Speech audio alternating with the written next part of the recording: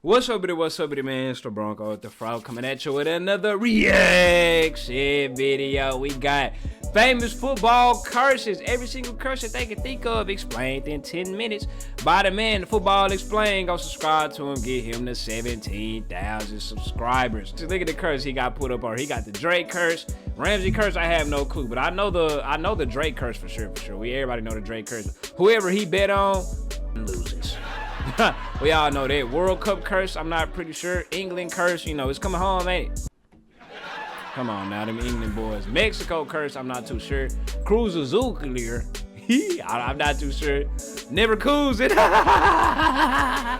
Why they hoeing? Leverkusen, Atletico, Juve, Guttmann cover. Mick Jagger, Australia. Oh, okay. So we gonna learn about some curses. They got speed on her for AFCON for whatever reason. Number 9 curse, trophy touch curse. Now I've heard of the trophy touch curse, but hey, that show goes down. The Drake curse. Football's most entertaining modern jinx pits pop culture against the pitch. Whenever Drake throws public support behind a team with a jersey photo, a bet, a caption, or even a casual shout out, the wheels seem to come off. PSG stumbles after player selfies, Arsenal or Everton hit rough patches. Bro, that Juventus shirt is so. What year's Juve shirt was this, bro? I need that. The pink bit. Yeah.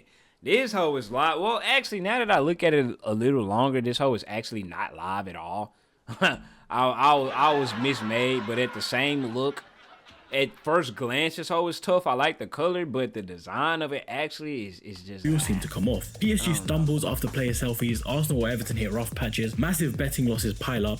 Fans have turned it into a ritual, pleading for him to steer clear before crucial matches. Coincidence or cosmic payback? Either way, the pattern holds strong, and the memes keep spreading faster than transfer news. I had bad luck. I for sure had a curse when it come to betting on fighters. Like my fighting streak ended when Shakur had BT a female, because every fight that I bet on, I lose no matter what. Even though the Garcia and Devin Haney fight technically didn't count because Garcia popped for Ostarine, PEDs, or whatever you want to call it. So I really should have got my money back from the person that I lost my money to, but it is what it is. The effect. This one lives in the darkest corner of internet folklore. Every time Aaron Ramsey scored, a celebrity seemed to pass away soon after. The list grew eerily long. What? Bin Laden? What the fuck? Steve Jobs? The list grew eerily long during his Arsenal peak. Osama bin Laden.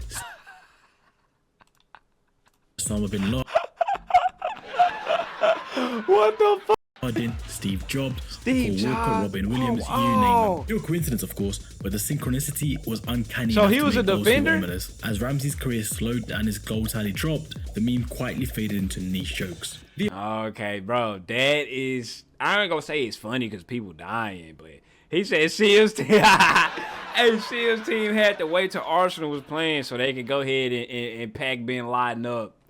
The effect has largely run its course, no longer triggering the old horror movie panic. World Cup champions curse. The defending champions often face a brutal reality check at the next tournament. Squads age, players burn out from the grind, opponents play with extra fire, and the hunter become the hunted. France exited early in 2002 after 1998 glory. Italy flopped in 2010 post-2006. Spain crashed in 2014 after back-to-back triumphs. France did break this curse in 2022 as they got to the final despite winning the 2018 World Cup, but the pattern persists enough to spark the "it's happening again" dread every cycle. Argentina. Yeah, you can't really claim that. Yeah. Like I said, France broke the curse, and even if the game didn't go in their favor, they still play well enough for the curse not to still apply. 2026 as strong favorites to defend their crown they won in 2022, yet history whispers that repeating it is one of sport's toughest feats. England's penalty curse. For generations, England's name was synonymous with shootout heartbreak. 1990, 96, 1998, 2004, 6, 12, all ending in familiar agony. The dread was pre-match. The pressure was mental before the first kick. Gareth Southgate did flip the script. Wins against Colombia and Switzerland was enough to make people I remember that Colombia game because I was watching that. I was taking my mama to the doctor, and I was sitting there in the waiting room, and they had the England and Colombia game on. And apparently Colombia was playing real weaselly, and they was fouling and laying on the ground like all game. They was playing real weaselly because the English people was on Twitter like on their head, calling them subhuman, and you know they didn't come to play football and all of that. And you know all the South Americans was like, oh blah blah blah blah blah. Like it was a whole South American versus European argument. The curse has lifted. Twitter. However, their loss to Italy in the Euro 2020 final did sting. But England's newfound composure has rewritten the story. The old curse now feels like an ancient history now. Mexico's quinto partido judo. Mexico's World Cup identity has become Mexico's quinto partido judo. Mexico's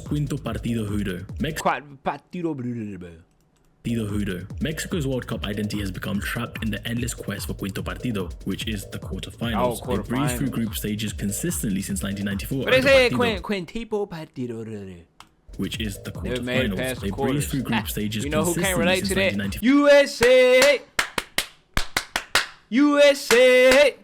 You know what time it is. Only to crash out in the round of 16 time and time again, turning it into a national psychological war. In 2022, they exited in the group stage, which marked a new low, not breakthrough. Can't relate. The 2026 World Cup expanding to 48 teams, adding an extra knockout round, the exact barrier shifts, but the deep run anxiety lingers, ready to resurface with every near miss. Cruz Azul embody the ultimate bottler in Mexican football. So many late collapses, near misses, and painful finals that Cruz Azul enter the lexicon as slang for throwing it away. Fans learned to distrust leads, momentum, even big occasions. The spell finally shattered in the 2021 Liga MX title after 23 years of drought, followed by more silverware. The reputation hasn't vanished entirely as history leaves a scar, but the fear has eased as they have proven they can finish the job. Leverkusen. Bayer Leverkusen wore the near-miss nickname like a badge of tragic comedy. Perennial runners-up in the Bundesliga, Cups, even the 2002 Champions League final. Seasons of being so close bred mockery, but they broke it. Then disbelief. Xabi Alonso's era changed everything.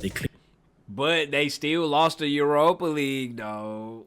If you want to say the curse still had the curse kicked out that tour or whatever. An unbeaten 2023-24 Bundesliga title, their first ever, plus other trophies. Leverkusen is now a fond, ironic memory of the past. Never lose. They turned Leverkusen and never lose. Atletico Madrid's Champions League. Atletico have come agonizingly close to European glory multiple times. Finals in 2014 and 2016, which they both dramatically lost to Real Madrid, plus earlier deep runs, yet the trophy remains elusive. The pain of late collapses have built a reputation for elite level suffering. No final since 2016, no breakthrough in recent success, a cruel reminder that even a fearless, well-built side can stay haunted by the one prize that slips away. Juventus' UCL final hoodoo. Juventus dominate domestically. Don't they got the record for the most lost Champions League finals? Also when it matters most in Europe. They've reached the Champions League finals repeatedly, 1997, 98, 2003, 15 and 17, and have lost far more than they've won. Only triumphs in 1985 and 1996. The pattern of heartbreak at the last That was the only time these niggas won a champion. The last time they won a Champions League was in 96. That's it? The pattern of heartbreak at the last hurdle defines them.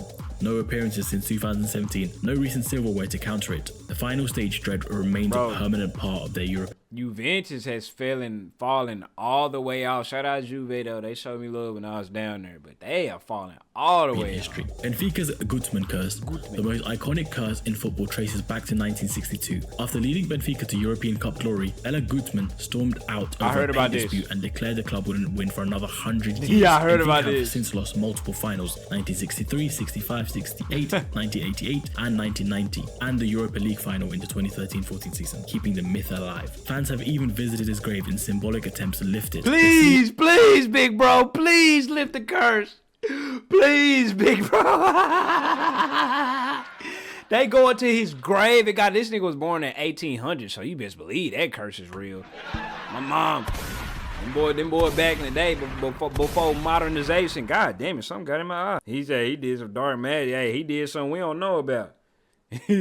Bella Guttmann, they had his tombstones on all fours, begging The senior team's drought continues towards the 2062 deadline. In 2022, their under-19 side won the UEFA Youth League after 3 prior to final defeats, with some media hailing it as breaking the superstition at youth level. For many though, the curse still clings to the first team, unbroken in its purest form. FIFA cover curse, becoming the face of the year's big football game. That exists in damn near every sport too. It's the NBA curse, not on the 2K, but Madden curse for sure is real. If you just go down the line and until misfortune strikes. Injuries, form dips, controversies, or sudden declines have hit enough cover stars. Rooney's fractures, Hazard's struggles, and Mbappe's quiet Euros to make fans wince at the reveal. It's football versions of the Madden jinx. Peak players often regret. But the thing with football is that the same person graced the cover like 5 years in a row. So I don't like who on this curse was this legit for besides probably like Marco Royce. It didn't work on Messi. I mean, I guess you could say he lost the Champions League that year or this and that, but the nigga was still winning Ballon d'Ors. No, though. He was 3P, coming off a 3P, then he went to Juventus, so I guess you could say no, though. But Hazard was on 20. Rooney was on 11 and 12 and 9 and 8. Him and all. Then you're like, why do y'all repeat the same nigga on the same, like, over? I never understood this. Of the Madden jinx. Peak players often regress naturally, but the timing Madden seems too jinx, perfect. yeah. The recent EA FC 26 cover included Jamal Musiala and Jude Now, you can say that Jamal did break his had leg. their injury problems throughout the season. The superstition rolls on, turning an honor into something players quietly dread. Mick Jagger curse. Mick Jagger's stadium appearances have become football's ultimate bad omen. His support, whether attending matches or tweeting, has coincided with high-profile losses. England's 2018 World Cup exit with him in the stands, Brazil's 7-1 thrashing in 2014 while he watched, Barcelona's El Clasico defeat in 2023. Fans beg him to stay neutral during tournaments. Jagger plays along with the jokes, but the reputation sticks. One sighting can spark widespread panic. Australia's witch doctor curse. During 1961 World Cup That did not work. This shit did not work. It went the opposite way. Witch doctor, Australia's witch doctor curse. During 1961 World Cup qualifying in Mozambique, legend says the Socceroos consulted a local witch doctor to hex their opponents, Rhodesia, burying bones near the goal. They won, but allegedly stiffed him on payment. The curse supposedly boomeranged onto Australia, dooming them to decades of qualification agony. However, qualification returned in 2005 after a dramatic playoff win over Uruguay, followed by consistent appearances from 2006 onwards, including a strong 2022 showing. This curse is widely seen as lifted, as Australia's fortunes have normalized. Hey, don't worry. That curse gonna be back after they run into the United States of America up there in the World Cup. It's gonna be lifted back. Don't worry about it. But he said the curse and omen, they had consulted a witch doctor. They buried bones near the net. They won that hoe and then paid the man for his troubles. Yeah, they deserve that curse. I ain't gonna lie. His fortunes have normalized. Argentina's Tilcara curse. During 1986 preparations, Argentina visited a religious site in Tilcara, praying to the Virgin of Copacabana and reportedly promising to return if they won the World Cup. Victory came, but the promise went unfulfilled. Fans blamed the ingratitude for 30 Hold on, they won the World site into victory came. Glory, the Copacabana, and reportedly promising to return if they won the World Cup. Victory came, but the promise went unfulfilled. Them niggas never went back. Is this a damn Stanley Yelnats the first hoes ass curse right here? Fans blamed the ingratitude for 36 years of near misses and heartbreak. Players and Bilardo denied any formal vow. The drought ended triumphantly in 2022. What the fuck? They had a Stanley Yelnats Disney curse on the team because they forgot to take their ass right back up there the mountain, bro. No way. Tar glory. The cursed narrative vanished in the celebration. Whatever karma existed was finally settled. South Korea's fake gold curse. After claiming the 1960 Asia Cup on home soil, South Korea winners discovered their gold medals were fake, cheap gold-plated lead, likely due to corruption. Outrage followed and folklore tied the scandal to their long title drought. No Asian Cup win since. The curse of the fake gold became a go-to explanation for repeated finals failures. Okay, in 2019, fake gold, bro. Laughing emo for real, guy. Them niggas fake gold. FA presented real gold medals to survivors and families in a symbolic gesture to lift it. South Korea reached a 2019 semi-final but haven't won yet. Without a championship breakthrough, the myth lingers in folklore, even though the ritual aimed to close the chapter. Hey, South Korea, that's a little too North Korea of you. You know what I'm saying? They on some North Korean shit with that one. Brazil's white kit curse. The trauma of 1950 lingers deepest in Brazil football lore. As overwhelming favourites in the Maracanã final, Brazil donned their white kit and suffered the unthinkable. A 2-1 loss to Uruguay in what became known as the Maracanazo, a national catastrophe that sparked horrors, riots, and eternal heartbreak. The white shirts, already criticised as unpatriotic for lacking the national flag colours, the Federation scrapped them for the now iconic yellow-green design, which has defined Brazil ever since. The switch wasn't just a 2019 Brazil white kit. Yeah, it's decent. Yeah, but I like it, but they got blue shorts, so it's different. These niggas wore all white. They wore white shorts with it. The white shirts, already criticized as unpatriotic for lacking the national flag colors, the Federation scrapped them for the now iconic yellow-green design, which has defined Brazil ever since. The switch wasn't just aesthetic, it was a deliberate break from bad luck. The white kit's ghost faded with the new era success, but the 1950 scar remains football's most famous kit-related superstition. Racing Club's Seven Cats curse, one of South America's darkest rivalry tales. After Racing Club's 1967 triumph, furious Independiente fans allegedly broke into the El Cindro Stadium and buried 7 dead black cats under the pitch. Black cats being omens of misfortune in Argentine folklore. To doom their rivals forever, Racing endured 35 years of decline, relegation, near bankruptcy, and trophy drought amid chaos. Desperate measures followed, an exorcism, pitch digs unearthing 6 cats and endless searches for the 7th. The curse lifted dramatically in 2001 when the final cat remains were found during a stadium redevelopment. That same season, Racing won the league after decades of pain. The myth endures as a wild example of how superstition and bitter rivalry can fuel real suffering. But bro, it's like motherfuckers be living in the damn medieval times with this. Oh my mama, it's like niggas just not modern. Bro, we are in the modern age, fool. We are in the age of technology and this and that. It's like, boy, even though this was a long time ago during the old days where niggas was just doing shit, but this is the definition of niggas just be doing. Racing's revival broke its grip. AFCON defending champions curse. The Africa Cup of Nations has a stubborn pattern. Retaining the title is brutally tough. Defending champions often crumble under pressure. Fatigue, squad turnover, and opponents' extra motivation. Egypt's three-peat stands the rare exception in modern time. Since then, the curse has held firm. Egypt failed to qualify after 2010. Zambia exited groups in 2013. Nigeria missed 2015. Cote d'Ivoire faltered early post-2015, and so on. The weight of the crown feels heavier in AFCON than almost anywhere else, turning every title defense into a high-stakes test of resilience. Chelsea's number 9 curse. At Stamford Bridge, the number 9 shirt carries we just seen a damn Chelsea open goal miss video before this video. Infamous reputation. Big name strikers arrive with sky-high expectations. Damn, number 9 curse. Spectacularly. Jimmy Floyd Hasselbank was the last true success story, but since then, the list reads like a cautionary tale. Matej Kezman underwhelmed, Hernan Crespo faded, Fernando Torres endured a record flop after his big money move, Radamel Falcao barely scored, and so on. Even Thomas Tuchel once he said Lukaku is self-explanatory, and so on. That nigga said, and so on. Even Thomas Tuchel once acknowledged the curse in the player discussions. Though some argue it's poor recruitment more than a curse, the superstition thrives because the pressure snowballs. Every new number 9 becomes the next victim, turning a simple squad number into one of football's most talked about modern jinxes. The trophy touch curse, one of football's most enduring unwritten rules. Never touch a trophy before you've won it. Players walk past gleaming cups in pre-final displays, Champions League, Europa League, domestic finals, and point. I remember, bro, his video was hilarious. Champions League, Europa League, I just wanted a little touch on what I could have had if we would have won. I would have touched it too. I would have touched that damn trophy. And pointedly keep their hands off, fearing he attempts fate or claims victory prematurely. Fans pounce on footage, memes explode with "they've jinxed it," and the moment becomes bigger than tactics. It's pure psychology, avoiding hubris, but the pattern of losers who dare to touch it keeps the ritual alive, making every final eve. Hey man, you can break all of that superstition and curse and whatnot just off of sheer will and determination, man. Oh my mama. If all that superstition, if all of the other wondering and whatnot, and go out there and strap your boots up and do it.